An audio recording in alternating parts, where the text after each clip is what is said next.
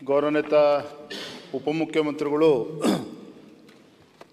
ತುಂಗಭದ್ರಾ ಜಲಾಶಯ ಬಗ್ಗೆ ಸವಿಸ್ತಾರವಾಗಿ ಉತ್ತರವನ್ನು ನೀಡಿದ್ದಾರೆ. ಅದರ ಒಂದು ವಿಚಾರವನ್ನು ಹೇಳಿದರು. ನಾವು ಹಿಂದೆ ಕ್ರೆಸ್ಟ್ ಗೇಟ್ 19 ಅದು ಕಳಚ್ಕೊಂಡು ನೀರಲ್ಲಿ ಕೊಚ್ಚೋದಂಥ ಸಂದರ್ಭದಲ್ಲಿ ರೈತರಿಗೆ ಯಾವ ರೀತಿ ಅನ್ಯಾಯ ಆಯಿತು, ಆ ಸಂದರ್ಭ ನಾವು ಕೂಡ ವಿರೋಧ ಪಕ್ಷದ ನಾಯಕರು ನಾವು ಎಲ್ಲರೂ ಕೂಡ ಅಲ್ಲಿ ಭೇಟಿಯನ್ನು ನೀಡಿದ್ವಿ.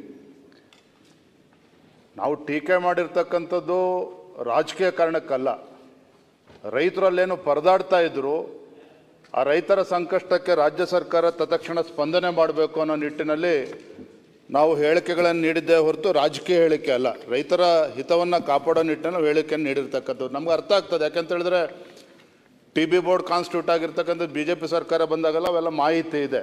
ಟಿ ಬಿ ಬೋರ್ಡಲ್ಲಿ ಇವತ್ತು ಆಂಧ್ರ ಇರ್ಬೋದು, ತೆಲಂಗಾಣ ಇರ್ಬೋದು, ಕರ್ನಾಟಕ ಇರ್ಬೋದು, ಯಾವುದೇ ತೀರ್ಮಾನ ತೆಗೆದುಕೊಂಡ್ರೂ ಕೂಡ ಆ ಬೋರ್ಡಲ್ಲಿ ಡಿಸ್ಕಷನ್ ಆಗಿ ಆಗಬೇಕಾಗ್ತದೆ.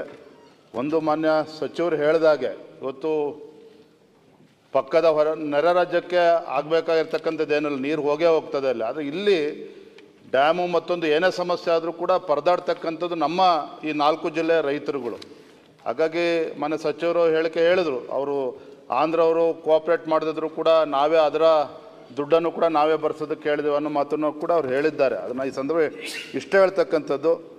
ಇವತ್ತು ರೈತರಿಗೆ ಅವ್ರು ಹೇಳಿದಾಗೆ ಈ ಬಾರಿ ಅಂತೂ ಎರಡನೇ ಬೆಳೆ ಬೆಳೆಯೋದಕ್ಕೆ ಸಾಧ್ಯ ಇಲ್ಲ.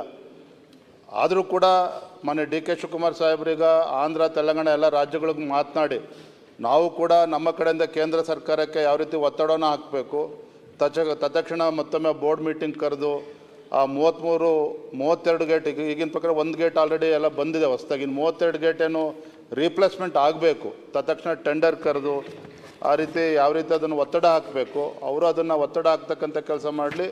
ನಾವು ಕೂಡ ಕೇಂದ್ರ ಸರ್ಕಾರಕ್ಕೆ ಯಾವ ರೀತಿ ನಮ್ಮ ಕೇಂದ್ರ ಸಚಿವರನ್ನು ಭೇಟಿ ಮಾಡಿ ಯಾವ ರೀತಿ ಒತ್ತಡನ ಹಾಕಬೇಕು ಅದನ್ನು ಕೂಡ ಮಾಡ್ತೇವೆ. ಸಮಾನಾಂತರ ಜಲಾಶಯದ ಬಗ್ಗೆ ಮಾತನಾಡಿದ್ರು.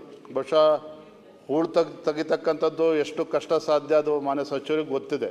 ಆ ಹೂಳನ್ನೇ ತೆಗೆಸೋಕ್ಕೆ ಸಾಧ್ಯ ಇದೆಯೋ ಅಥವಾ ಸಮಾನಾಂತರ ಜಲಾಶಯಕ್ಕೆ ಅವಕಾಶ ಇದೆ, ಯಾವ್ದಾರು ಒಂದು ತೀರ್ಮಾನ ತೆಗೆದುಕೊಂಡ್ರೆ ಏನು ಮಾನ್ಯ ಸಚಿವರು ಹೇಳಿದ್ದಾರೆ, ಟೀಕೆಗಳು ಸಾಯ್ತವೆ, ಕೆಲಸಗಳು ಉಳಿತದೆ ಅಂತೇಳಿ. ಅವರ ನೇತೃತ್ವನ ವಹಿಸಿದ್ರೆ ಖಂಡಿತ ಅವ್ರಿಗೂ ಒಳ್ಳೆಯ ಹೆಸರು ಬರ್ತದೆ, ರೈತರು ಕೂಡ ಒಳ್ಳೆಯದಾಗ್ತದೆ ಅಂತೇಳಿ ನಾನು ಈ ಸಂದರ್ಭದಲ್ಲಿ ಹೇಳೋದಕ್ಕೆ ಇಷ್ಟಪಡ್ತೇನೆ.